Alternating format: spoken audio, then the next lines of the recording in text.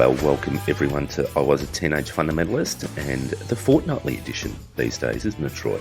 It is the fortnightly edition. Yes, we should do those fortnight dances. Have you seen those, the way the characters do those fortnight dances? I have, because I have teenage boys who were not as obsessed with Fortnite now. There's other games, but yeah, Fortnite was a big thing in our house. And when in football season here, when the kids would score a goal, they would celebrate with a Fortnite dance. It's just The football different. dance. A football Celebrate Fortnite with a football dance. Oh, how nice. How long have your kids been playing NFL? Exactly. And, you know, that has definitely crept into the local game. The Facebook group is growing. There's lots and lots of people in there. We're over 500 now. We've got that magic number, and it just keeps growing. More and more people every day. So welcome to everybody who is joining the Facebook group. It's great to have you in there, and it's really great we're noticing that our administrators need to have probably less input as things go on because it's becoming a self-sustaining online community. So well done, people. It's fantastic, and it is a place where people can bounce things off each other, and I really do love the deep discussions that happen there. So today is Troy Day. So it is a time for Troy to... I'd just like to point out that every day is Troy Day. As far as I'm concerned, man, every fucking day is Troy Day. Next week's episode is on narcissism. I would have been a great AOG pastor.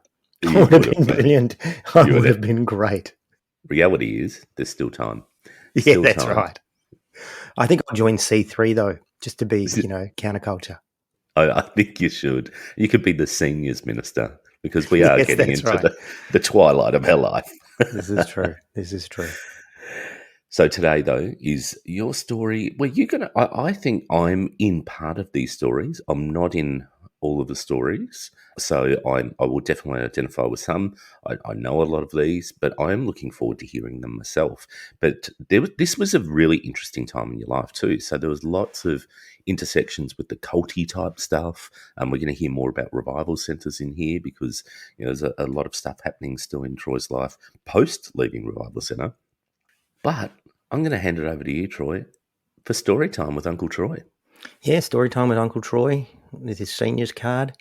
Well, yeah, man, I when I was thinking about this episode and how we would journey with it or how would we proceed with it, originally I thought, let's do, the whole cult thing and unpack the whole cult thing. But I realize it's probably multiple episodes, to be honest, because the cult thing for me, and when I say the cult thing, what I mean is learning all about cults and unpacking my own cultic experiences, etc., really has gone on over 30, 40 years.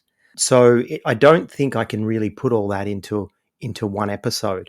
So I thought what I'd focus on a little bit today was my journeying with understanding the revival centers and understanding the revival centers as a cult and all that happened, because that all happened whilst I was an evangelical, whilst I was a Pentecostal. And so it's a timely story in terms of where we're at with the opening up of our stories, with the unfolding of our stories.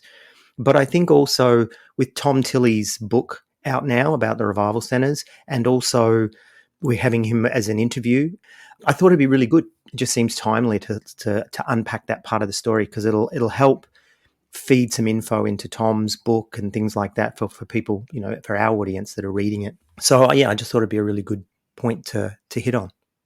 Yeah, I think it'll be really interesting, particularly when you're part of a cult trying to convince people that were a part of another cult that they were in the wrong cult and should come to your cult.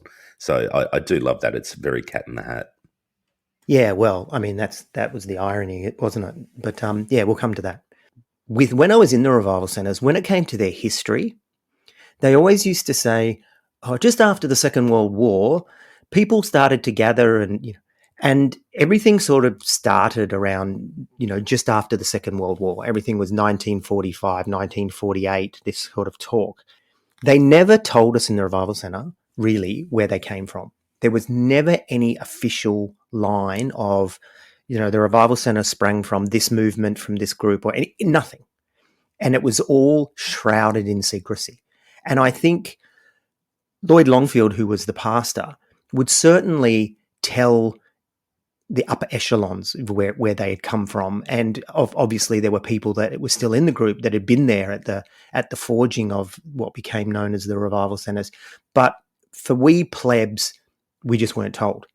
And we knew that it had somehow come from other Pentecostal groups, so that they'd once upon a time been a part of other Pentecostal groups, but they never told us, here's the actual story. And of course, later on, I realized that's because there's fucking secrets. That's because there's stuff they're not proud of. That's because they don't want people to know about these other groups, lest people be tempted, in air quotes, to go and rejoin those other groups, which were all valid worries for the Revival Centre, or valid threats, because that happened all the time. People would.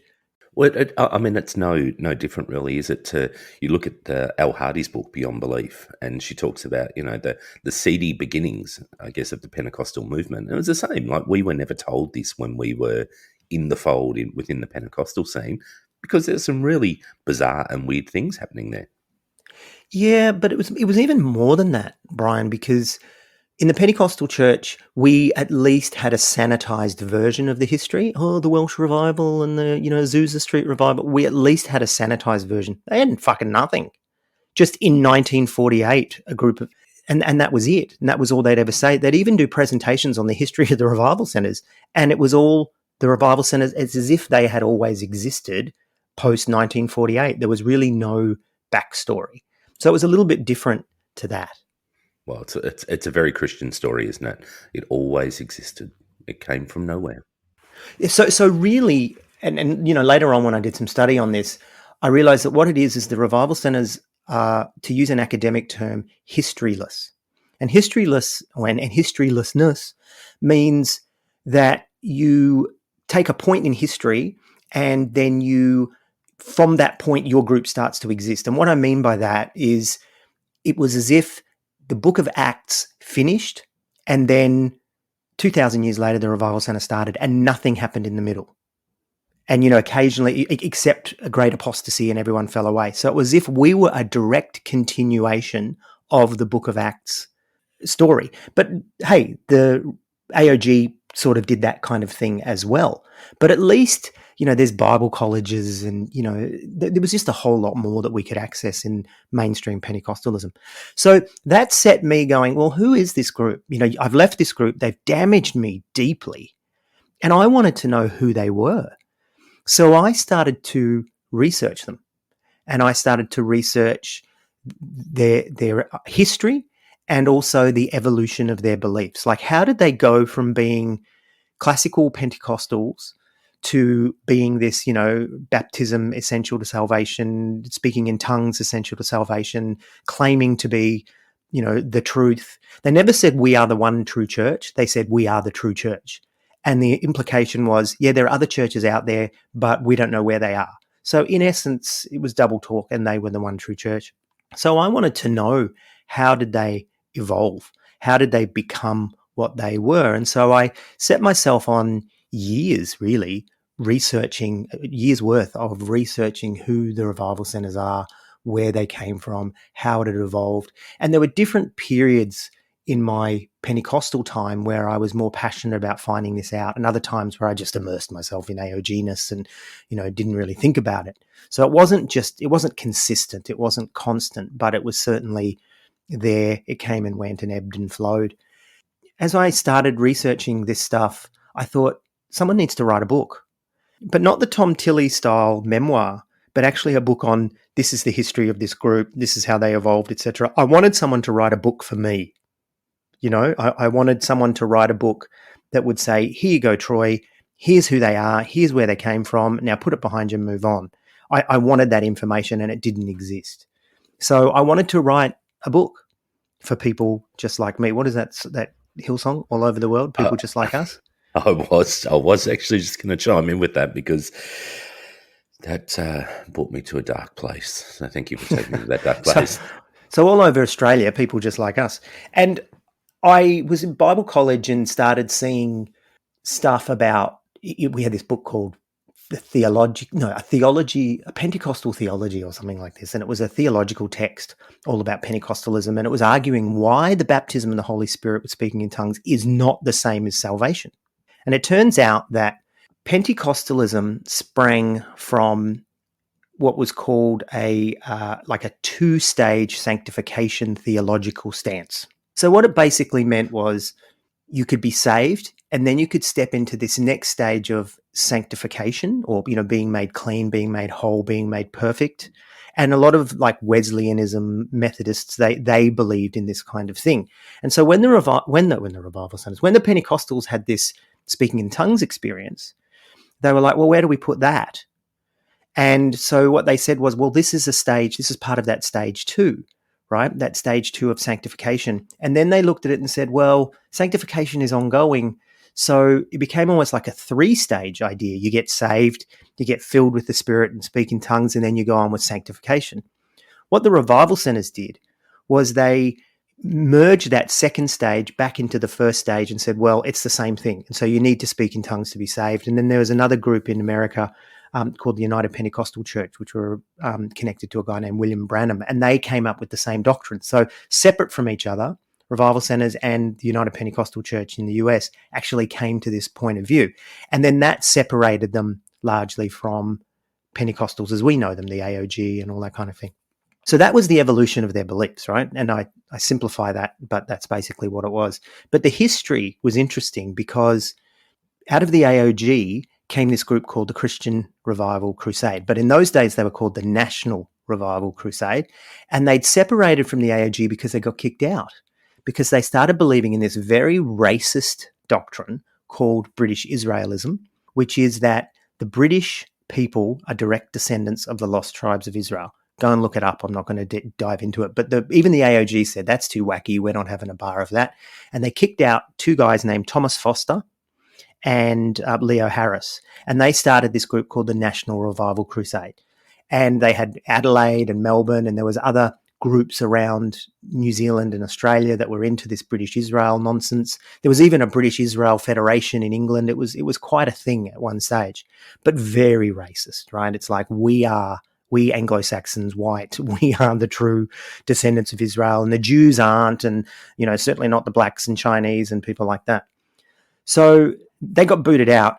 They started their own group, and then Lloyd Longfield, who became the head of the revival centers, he got saved in inverted commas through them, right? So he got brought into that movement, and he was unashamedly, I'll say this, he showed real signs of a psychopath and narcissist. So he was a great Pentecostal leader, and they saw that from the beginning and started to elevate him. He broke away from the National Revival Crusade, called himself the Commonwealth Revival Crusade, and then later on broke away again from the Commonwealth Revival Crusade and became the Revival Centers, and then later the Revival Centers International. So that was their backstory. I think you missed an opportunity. When you go national to Commonwealth, surely universal was next on the agenda. Like I think he missed it. Well, you know why they had to stop calling themselves the Commonwealth Revival Crusade was because the federal government said to them, you can't call yourself Commonwealth anything. So then the Commonwealth Revival Crusade renamed themselves the Christian Revival Crusade, which are now called CRC Churches International, which ironically is more name changing, Brian, right? There it is. There's that Pentecostal thing. So that was dating back to, the 40s. Gotta love it. Gotta love it. Yeah, they're good at it. Okay, so I worked all this out. I worked out where they come from. So, when I talked about my friends, remember my Maori friends that left the Revival Centre and I followed them, they actually went to a CRC church, Christian Revival Crusade Church. And so that's what you did. You sort of went from the Revival Centre, you went to the CRC or you went to the AOG if you wanted to stay in church somehow because you wanted Pentecostal.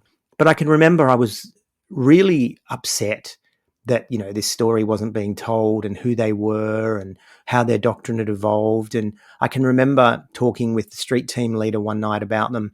And he said, this really gets to you, doesn't it? Come on, let's go down to their building, which was in town, and let's march around it. And we marched around it 7 times, speaking in tongues like the walls of Jericho, marched around it 7 times and then gave a shout at the end in the desire to bring the walls down around this cult.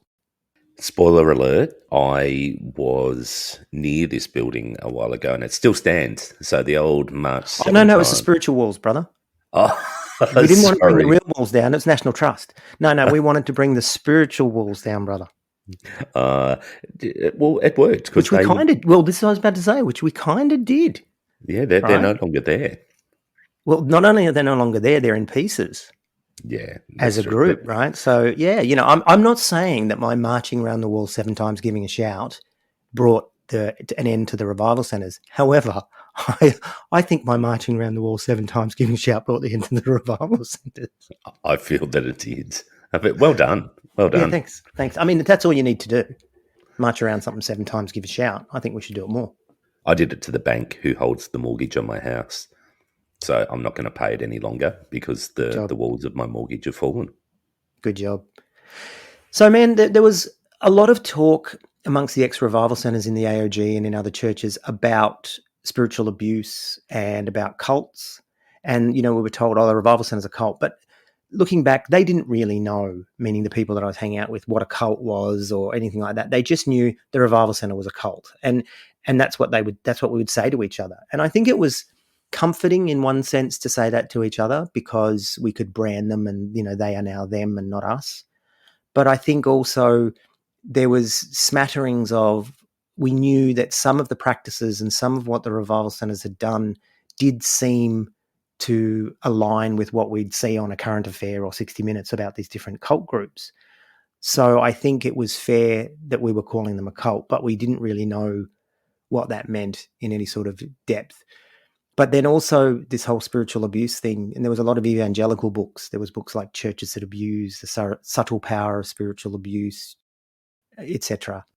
So I was reading those, and I was reading mostly Christian books, mostly evangelical books against cults. And I was reading those and going, yeah, totally, this is the revival center.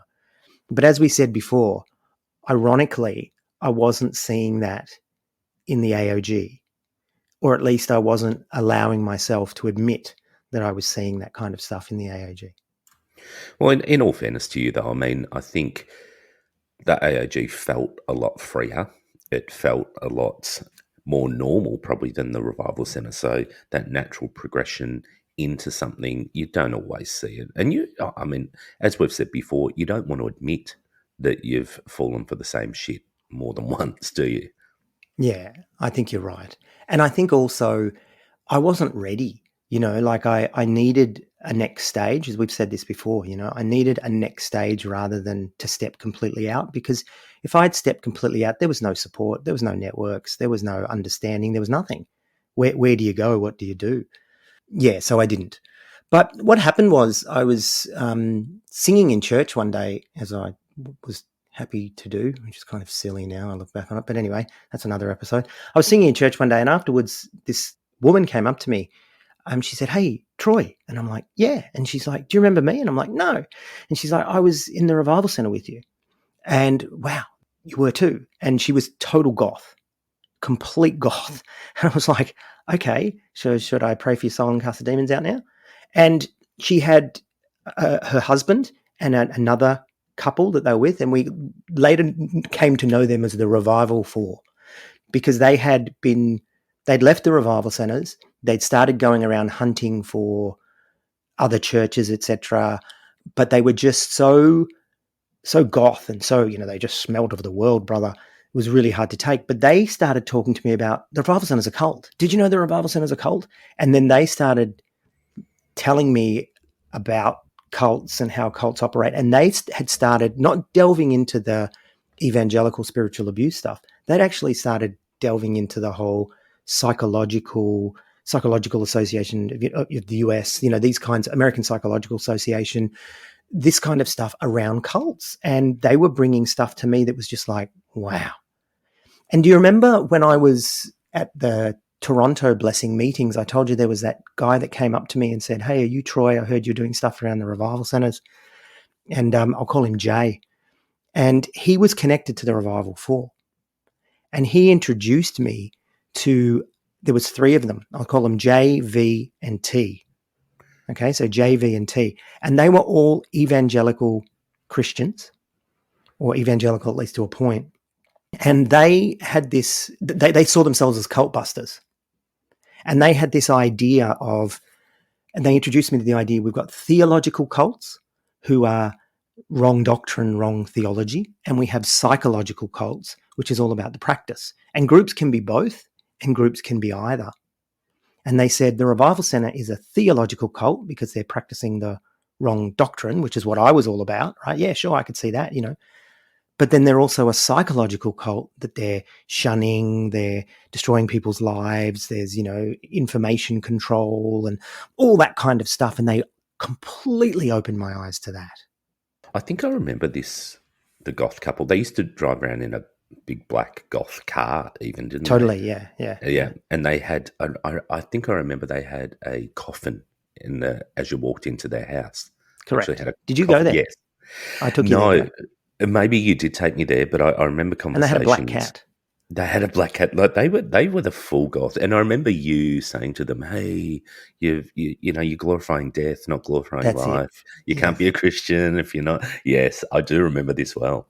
I don't think I ever said you can't be a Christian, but I would have said to them, the thing about the goth thing is it glorifies death instead of glorifying life, and we've been set free from death and all that kind of stuff. Yeah.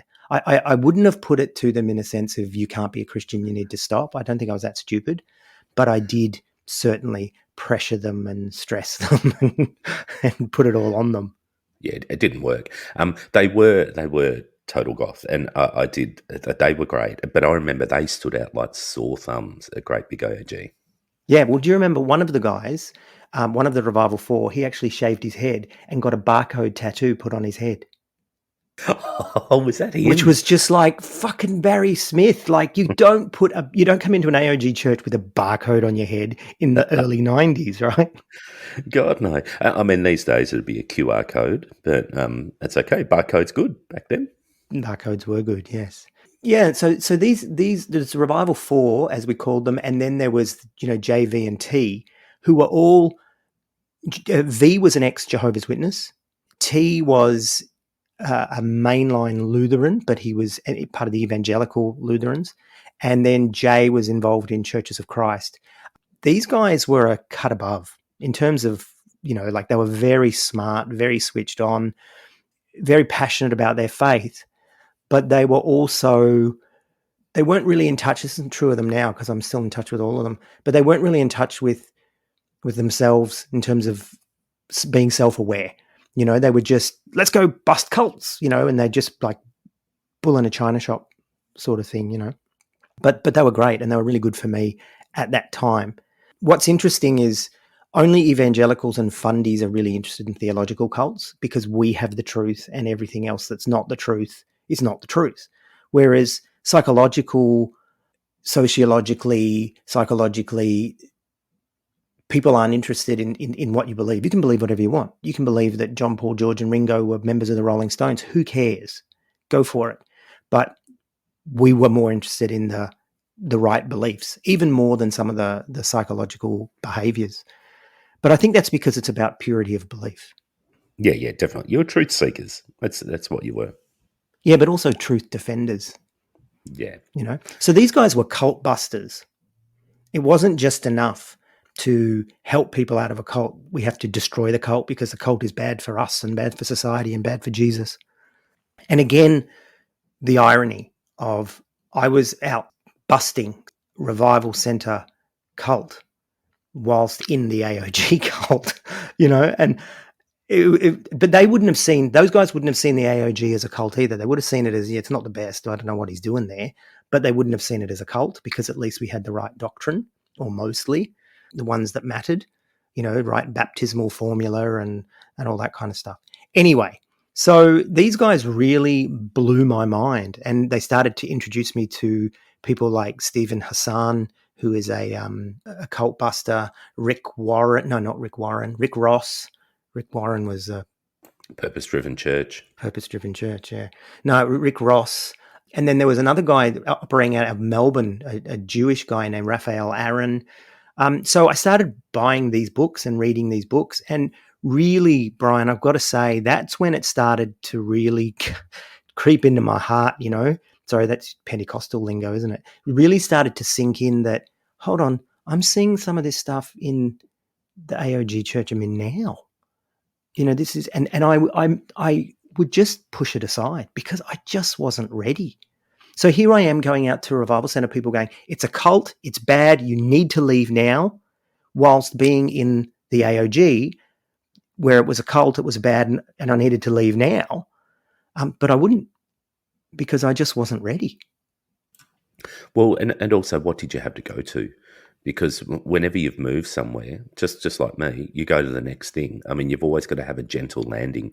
If you don't prepare that gentle landing, then it's a really unsafe time in your life. So, in fairness, again, you weren't ready. You weren't preparing your landing elsewhere. Yeah, that's right. But that happened later, as you know, we've already heard. I went over to the Baptist Church and then later Churches of Christ. So, still in the AOG, this thing called the internet has started to come around. And I was an early adopter, as you know me, and technology. I love it. Got a new Apple Watch, by the way. Oh, you're one of them. Yeah, I'm one of them. I've been one of them for a while. This is a new one.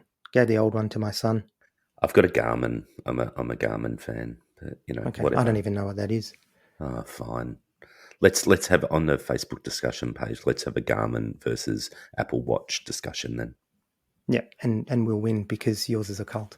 So there was this thing called the internet. I can remember I got a 19.7 modem, which beep beep, connected to this what was it? It was some sort of PC that I had at home, and went online and started to find these websites and discussion boards around cults.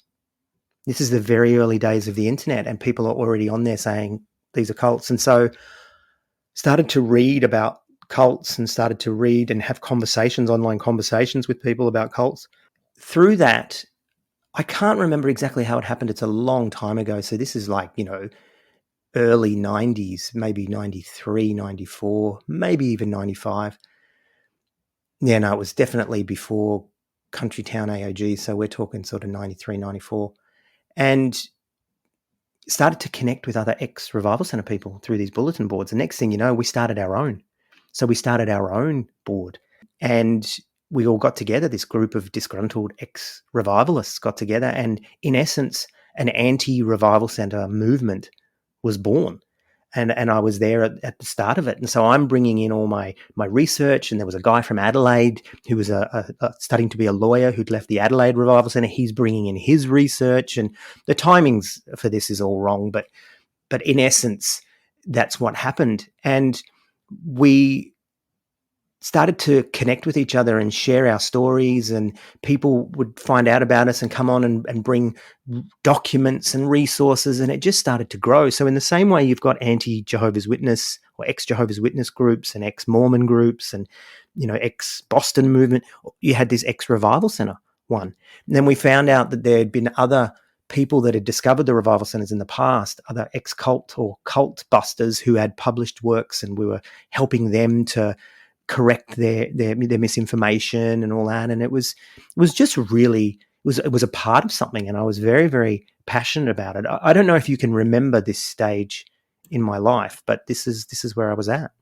I remember it very well, and I agree. It was a movement, and it was, dare I say, a bit of an obsession at the time. I remember you were incredibly passionate about it, and you were uncovering the hard truths. It was where investigative journalist Troy began, I think. But you, definitely part of it. And I do remember those early internet days that you were an early adopter. I remember you showing me the internet, and I was going, "Whoa, this is like really incredible." But it was, yeah, I do actually remember this, and I remember it very well. I obviously didn't get involved in this part of it. Some of your other culty stuff I did, but certainly I remember you being a leader in this space of uncovering what the Revival Centre truly was. Yeah, so I was spending a lot of my time downloading Revival Center stuff, but early days of internet, I did have a folder full of pictures of Claudia Schiffer in her bikini. I will say that was actually on my early computer as well, praise the Lord. Yeah, I think you showed me a couple of those. We waited 15 minutes, had a cup of coffee while we waited for a picture to download. But there might have even been Heather Locklear in there as well, I think. Yeah, quite possibly. Yeah. And probably members of the cast of 90210. Yes, fair chance. Enough of that. So I started to work with these guys online, and we started to publish this stuff, and we started to collect, this is back in, we became early spammers. This is the early days, there was no etiquette and that kind of thing around email. So we would collect Revival Center people's email addresses and then spam them with anti-Revival Center stuff, and got that out there. People started coming to my house. Ex-revivalists who were leaving started coming to my house and talking to me, wanting to know more about this research and where, can they have copies and stuff like that. And it was early days, where I'd give them originals and say, look, go ahead, take this, photocopy it, bring it back tomorrow. Okay. And then I'd never see it again. And I was like, fuck, you just can't do this anymore. So there's a lot of learning for me because I hadn't been to uni at that stage. I didn't understand things about, source documents, and it was just all new. But I was learning a lot. I was learning a lot about research, and I started this thing called the Revival Network, which had a phone number and a PO box, and I started simulating Revival Center pamphlets, Revival Center tracts. I started making them look exactly like the Revival Center ones, not to trick people because it was obvious that they weren't Revival Center, but to basically say in the same form of what they were used to. So when I'd give them one, they couldn't say, you can't give me this, because like, why? Well, you do. You give them out all the time. So here's one of these, And someone gave me a mailing list, like a snail mail, regular mail mailing list for one of the biggest revival centers in Australia. So all of a sudden I had all these people's names and address. So me and some of these guys got together and created these pamphlets, and I put them, I spent my own money.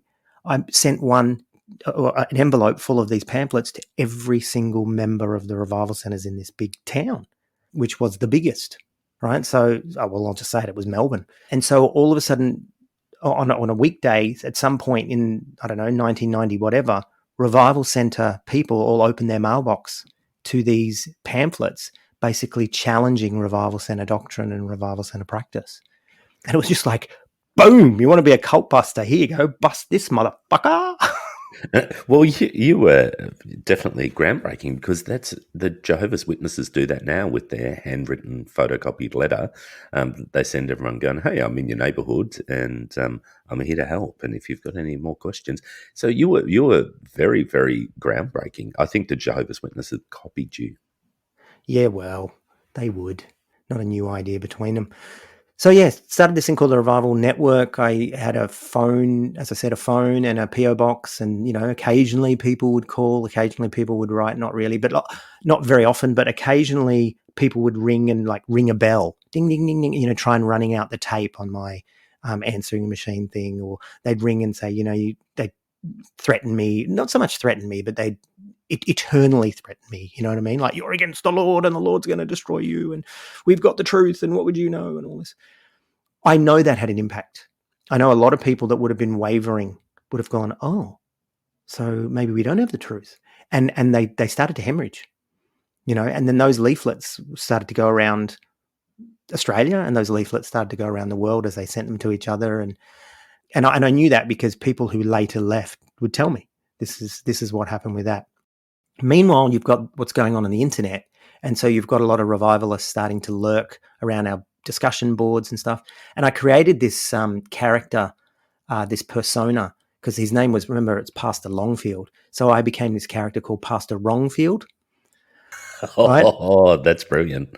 Yeah, Pastor Wrongfield and Royd Wrongfield. And so I was on there, and I would argue with myself, right? Because it was me arguing with Pastor Wrongfield, right? And then people, I think later on, people started to think that I was being a bit duplicitous, because it was both me, and maybe that was true. It's maybe not the sort of thing I'd do now, but it was all new, and there were no rules. You had this other guy that's created a character, because the guy in Adelaide from the Revival Centre was John Coolman. So this guy became Uncool Man, like this, and that was his character. And it was just dorky ex-cult members on the internet having a really good time, with the occasional Claudia Schiffer download. Yeah, man, it was huge, and it eventually grew into a number of websites. Different people took a different tack. Like, one guy was focusing more on South Australia and Adelaide, and I was focusing more on eastern states in Australia. And but it was we were together, we were unified. Sometimes we disagree with each other on some things, and then pastors started to leave and started to connect with us and started to being involved, and whole assemblies started leaving the revival centers, and the pastors would sneakily reach out to us, and but not want their people to know that they were in touch with us. And interesting, they would leave. They would exist for a few years, maybe even as many as 5, and then they would dissolve. Then they would, without the actual control coming from the main leadership, the main cult, they would eventually sort of dissolve, and they would start to take on more mainstream doctrines or mainstream beliefs. And then there was no reason to be separate anymore. And so they would sort of, dissolve. A lot of people would leave completely, walk away. A lot of people would join other Pentecostal churches. And that was the way it was. But there was a couple of groups that continued on. And one was the Geelong Revival Centres and their group of churches, which had left in the 70s. And they were very, very hush-hush. We never heard from anything from them, even when we were in the revival centres. They were all very hush-hush. But they resurfaced. This is Geelong near Melbourne. Yes, sorry, Geelong Revival Centres in Australia, yeah. And they'd originally been part of the founding of the revival centres, and then Lloyd Longfield and Noel Hollins had this fight, and they split, right, which is the revival centre story, split after split after split after split. And so some of those ex-members started to appear, and so we brought them into the fold as well, because they believed basically the same thing, even though they were told, as much as we were telling lies about other Pentecostals, they were telling lies about the revival centers, the other revival centers, because they didn't want them to go there. So these ex-members turned up, so we connected with them. Then there was another group called the Christian Assemblies International, which had been the revival centers in Europe, who had broken away. They were mostly German, Scottish, etc., and they came. The ex-members started to surface and joined up with that, and they were a cut above, man, in terms of a cult.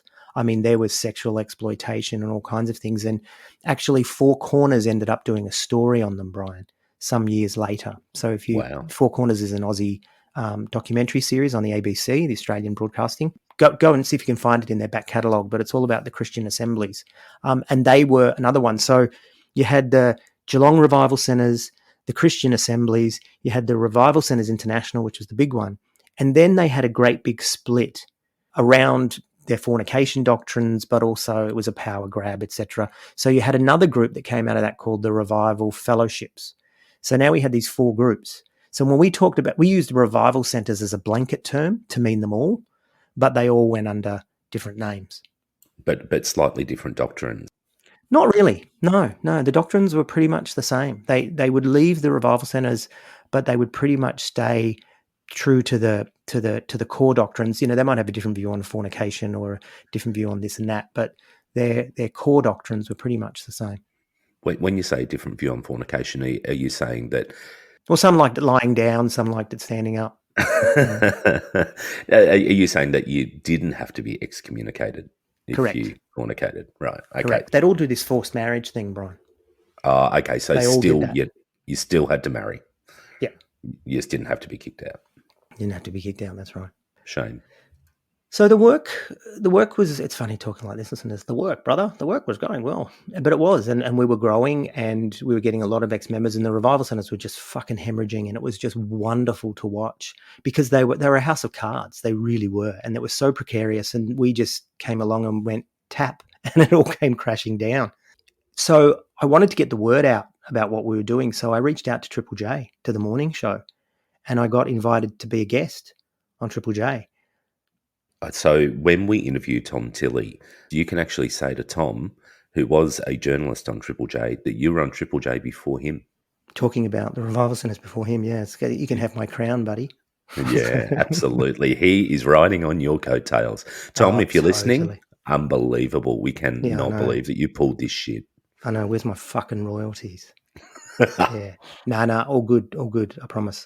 So, yeah, it was really cool to be on there and tell the story and everything. And look, I'll come back to this another day, because I was married by that stage and my in-laws hated it that I went on to Triple J and dissed any church that spoke in tongues and all that kind of stuff. So that cost me something as well, but that's another story. But also Triple J was and it still is, the youth network of Australia. And it's on the Australian Broadcasting Corporation. So it's a national broadcaster. And I know I remember even in the AOG, you didn't listen to Triple J. I mean, for a start, it was worldly music, but this was next level, sort of will open you up to all sorts of worldly stuff. So I can see exactly why it was an issue. Yeah, they didn't like it. They didn't like that I was on there, but they didn't like what I was saying. You know, I was talking to them about, you know, speaking in tongues is questionable and all this. This is where I was by this stage. You know, I was in the Churches of Christ by that stage. What happened next was, you know, I graduated from Bible college. The Revival Center stuff was going really, really well. I was in the Churches of Christ, still believing, yada yada. And I'd finished Bible college, and I thought one of the things that you do when you finish Bible college is you go on to some sort of postgrad work, right? But I knew I didn't want to go to a Christian college again. You know, I'd had my fill with that.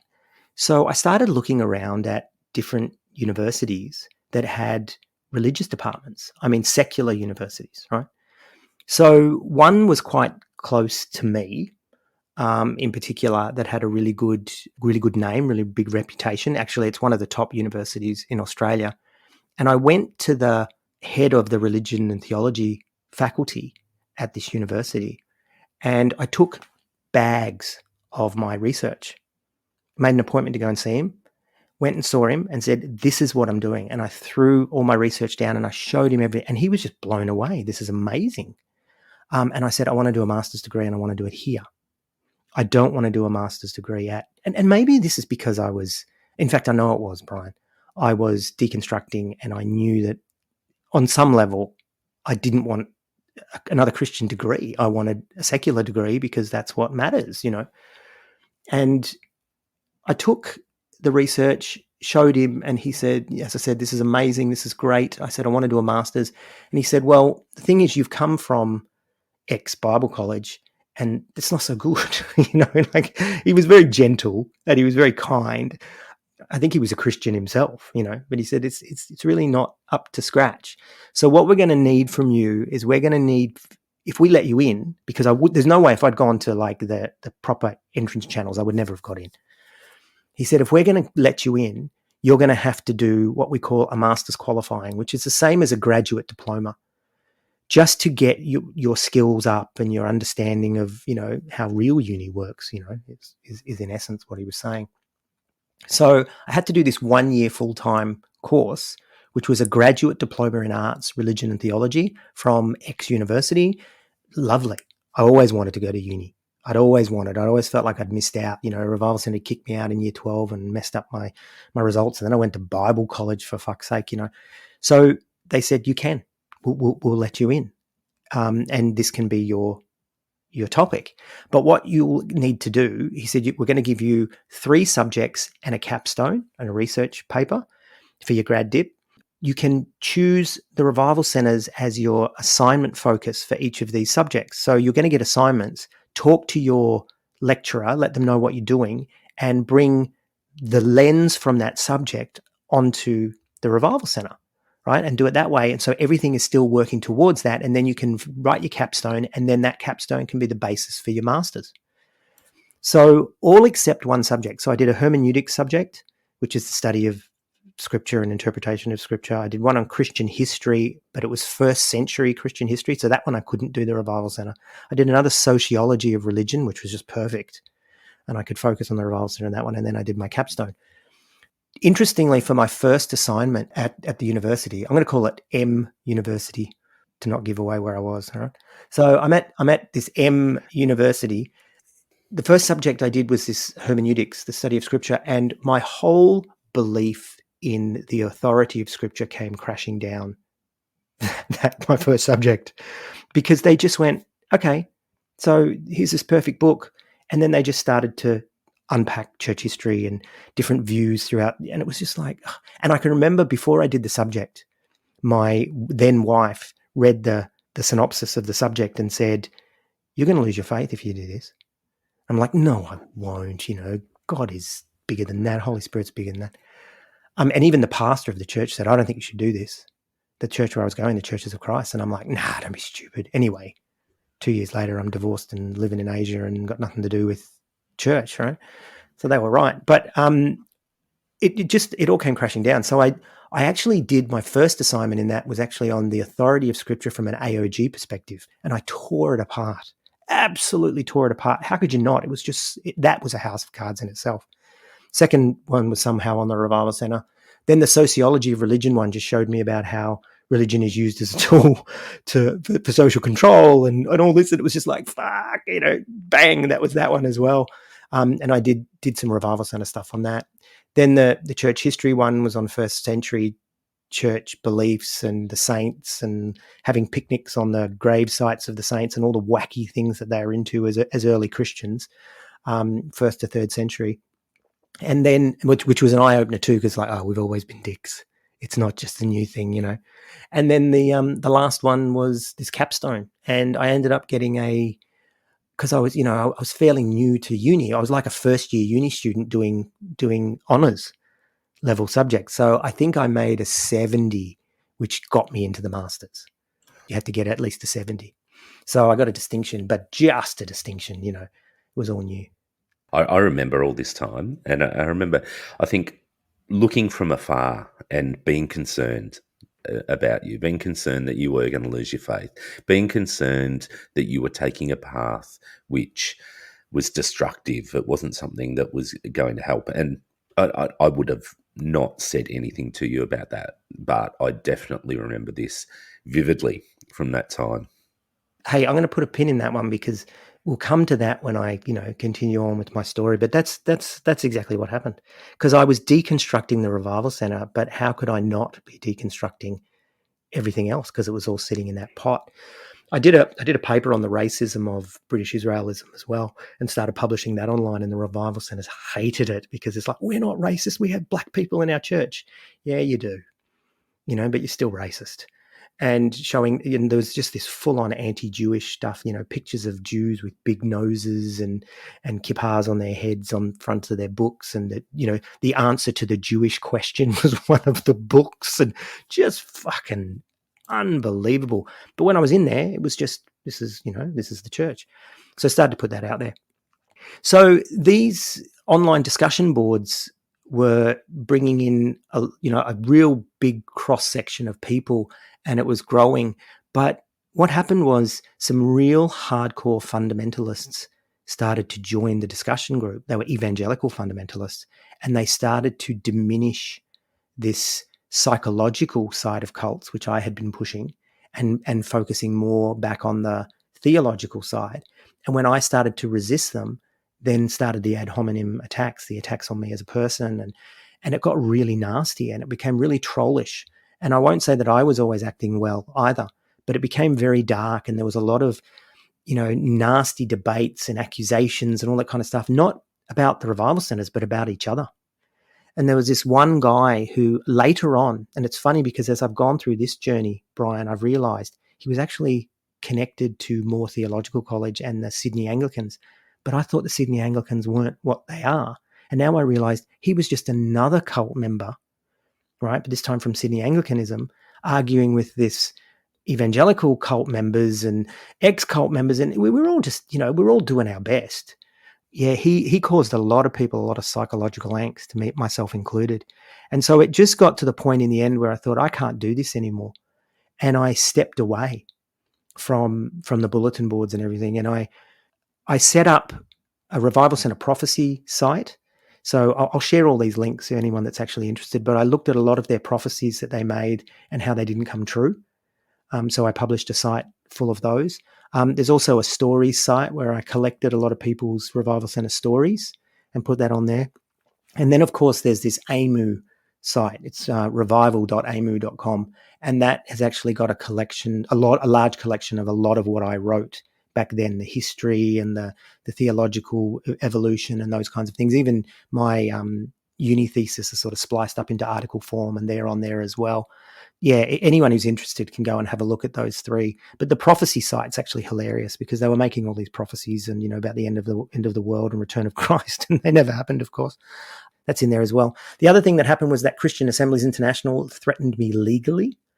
they came at me with lawyers, letters, cease and desist, and all this kind of stuff. And by that stage, I was living in Singapore, so I just ignored them. But they tried first to wine and dine and 69 me by inviting me to Europe at their expense to come and see that we're not a cult and we will pay for Really? everything. Yeah, you come to Europe and everything. And I was like, I'm not going there. You fucking having hot sauna baths with all the men naked and people are saying you're touching each other and shit. I'm not going anywhere near you. And then so they tried to hit me with the carrot, and that didn't work. So then they threw the stick at me with, lawyers' letters. And at first I freaked out, and then I'm like, oh, I'm in Singapore, you're in Europe, I don't give a shit. I was going to say that would have freaked me out. Yeah, well, it did at the time, and that's why I think when we were doing all this at first, I was like, oh, let's not say our real names. Yeah. But I think what happened with all this, Brian, was, we've talked about this before, where Troy was looking back at for this pure form of Christianity. And I think what this did was I was looking at the revival center going, okay, that's not right. Let's go back, to sort of Pentecostalism. Oh, that's a bit wacky. Let's go back to sort of Methodism, let's go back to the Reformation. Let's go back to Catholicism. Let's go back to the early church, and just constantly going back, looking for this pure, true form. And you can understand why the revival centers don't want to know about church history. They want the book of Acts to end and the revival centers to start, because it's all wackiness and weirdness, and there's no holy story in there. And I know Christians will say, oh, it's humanity mixed with, with divinity, and it's all well and good, but it's not. It's just crusades and witch trials and burnt at the stake and, just the whole bit. It's just fucked. And so for me, doing that, unpacking the revival center, and it was true deconstruction, my friend, that's what it was. But unpacking the revival center and then going all the way back, I kept changing churches, to a point where I was attending a Catholic church for a little while. And even that was like, oh yeah, I remember this from year 9, and my year 9 RE teacher's in jail for pedophilia. That's not really got the answers either, has it? Well, let's go back further. Let's go and have a look at Judaism. Was sort of the next thing. I mean, it still goes on. It's still looking back, trying to work out. Next stop will be animism. I think I'll be looking at, and then maybe child sacrifice. But dude, I think that's what set me on that path, and I think that's what's made me who I am. And the other thing about all this is you can look at this and say, yeah, it's all painful, it's all this and it's all that, but 4 postgraduate degrees later, it all started because of the Revival Center. I wouldn't have the degrees that I have now, which are not religious, of course, but I wouldn't have everything that I have now had I not gone through that. I mean, I learned so much about research. I learned so much about, like you said, investigative journalism, which I later went and got a degree in that, because I wanted to do all that. Of course, the industry died and I ended up a school teacher. But anyway, moving on. I learned a lot and I grew a lot. And I think it led me to jettison the faith, but it also led me to open my mind and explore and see. And it led me to learn. I learned to write. As a friend of mine said to me, she said, you have this love affair with the written word, Troy, which I do. I love to read. I love to write. I love to, man, it's made me who I am. And I'm excited to say that. I'm excited to say if it hadn't been for the Revival Center, I wouldn't be who I am today, and I wouldn't be half the person I am today. But not because of the goodness of them, but because of the challenge, because of the confrontation, because of the arguing, because of it all. Yeah, and look, you'll get people who still Christians or still fundamentalists who would hear this and say, well, yeah, of course he's going to lose his faith. It's all confirmation bias. He's just, or he's searching for something else. He's going to confirm it through all his studies. It's worldly. He's backing up with worldly stuff. But you're saying? It's not the case. I started this from a Christian perspective with a Christian bias and believed it. And I didn't want to see all these things, Brian. I didn't want to see that the Bible was flawed and the Bible was a human construct. I didn't want to see that church history was full of all. I didn't want to see any of that. It was painful. It was gut-wrenching, heart-wrenching, and yet it was true and I couldn't ignore it. Absolutely. And, and it has ultimately brought you to a good place. But there's been a shitload of pain in between that. There's obviously been a lot of exploration that you've had to do with yourself and trying to understand all the stuff that makes us tick. And I'm similar, obviously, this stuff brings it up. I'm the same when I studied, it started to really unravel for me. But it's because you're letting in actually another truth. You're actually having some critical thinking that you're employing. And as much as people may say that's a bad thing, I'm not all people, but many people would say it's, of course, people listening to this podcast, I hope you wouldn't say that. But I mean, that's the reality. You actually have some inquisitive thoughts, some investigative, some research, and I think it's a good thing in the end. Well, let me just add one more thing, this could be another episode, but I actually started exploring other cults like the Mormons, like the Jehovah's Witnesses, the Family of God, and non-Christian ones as well. And when you start to use like with the Book of Mormon, for example, when you start to find the mistakes and errors in the Book of Mormon and say, see, it's not true, then you have to do that to your own book. And what eventually happened was I went far enough back, and this is much, much later, but I went, because I didn't jettison my faith until 2004. And this is all happening in the early to late 90s. This is all, that decade there. But you go far enough back and you go, okay, well, if I'm going to reject Mormonism based on this, or the Jehovah's Witnesses based on this, or the Revival Centers based on this, then how can I not reject Christianity based on this as well? It's full of errors, it's full of flaws, it's got a very colorful history, sometimes very dark, even darker than Jehovah's Witnesses, and so you just can't, in all good conscience, hold on to it. Now, I will say to our Christian listeners, those that are more moderate, I'm not telling you you have to go on this journey. I'm not telling you you have to unpack. This was my journey, and this is where I went. So you can still be connected with us and connected with the group and all that kind of stuff. We're not going to undermine your religion, because I told you I wasn't ready for the longest time, and maybe you'll never be ready. Maybe you'll be happily a Christian for the rest of your life. That's cool. But I will throw down the gauntlet, I guess, and say, if you, is that even a saying? Throw down the gauntlet? Let's make it one. Yeah. I'll throw down something, throw down the challenge, and say, if you go in and research church history, you go in and research, the evolution of Christian doctrine, etc., you can't hold on to your faith. You'll eventually let it go. But that's up to you in your own time. Yeah, that's it. And it's run the gauntlet, I think, and Run the throw down a gauntlet. challenge. But if you go straight to throwing it down, it saves you running because it's already there. So it's absolutely fine. I think Fair that's the enough. lazy way, but they're good on you. Look, I think, I couldn't give a shit what people believe personally, and it's around the actions that come from that. I mean, we've seen the damaging effects of Christianity from so many angles of it being so incredibly exclusive, judgmental, graceless. I mean, it's a religion that preaches grace, but often it is completely graceless. It's that sort of stuff that pisses me off. So if you're going to retain your Christianity and make that a part of core of who you are, whatever, that's totally cool. But don't be an asshole. Don't be someone who is separatist. You talk about being part of the world, be part of the world, but just don't be an absolute ass. Yeah, well, that's what I was talking about originally, the psychological impact and the theological impact, and so theological doesn't matter. And I'm there now too. I don't care. You can believe, like I said, the Beatles are part of the Rolling Stones. I don't care. But if you're going to treat people like shit, that's where I will take issue. Yep, totally.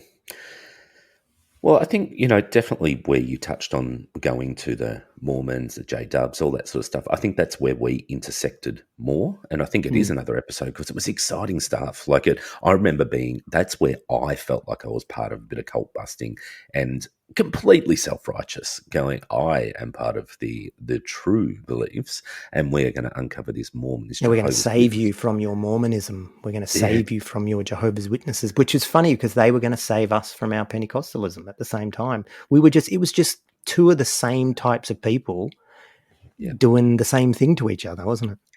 Yeah, it was a bit pathetic when I look back on it, but fun. Like I remember having some really fun conversations, and I remember thinking, how can you believe this, you idiots? There's contradictions everywhere through it. Completely blinded to my own crap, but I think that'll be a How good. can you believe this? Let me tell you about a talking snake in Genesis 1 or Genesis 3, whatever, That's what And a this friend of book, mine said to me once. He said, "Oh, do you want to have a debate on the inspiration of Scripture?" He said to me one day, and I said, "Okay, let's talk. Let's start with the talking snake." And then he just went, "Nah, let's not have this debate." He said, and that was the end of that. yeah, no legs to stand on. So look, it's. Snake joke, good one. Do you like that? Yeah, that You was like very that? good. I Dad didn't joke. even mean it. I didn't even mean it. Yeah, I didn't think you That was did, but the that was great thing. good. I like it. No Yeah. legs to stand on. So you got them taken away. You'll slither on Uh, your belly. Have you seen Ricky Gervais when he does that one about Genesis? And no. when God says you'll slither on your belly, and he's like, I'm a snake. Oh, you mean I'll just go like this? He's going like this, and it's like snakes don't have legs. So he was obviously a lizard. Is He basically was. what he was, and then became a snake. But see, it doesn't. It just makes no sense. The whole thing. Oh, come on. I think that we should have a theological debate. It's look, Well, Jesus interesting is stuff coming back in your lifetime. First in my century life. adherents. I'm telling you, it's happening. Let's stop it here because I think there has been an incredible amount of stuff. And we have said this before. Oh, we won't go back to the revival center, but this was an incredibly important one to go back on. I'll see you in a fortnight. 14 days, apparently that 14 means. nights, yeah, indeed. Yeah, or nights. Yeah, see, I fucked that up. Right. Alrighty. See you, people.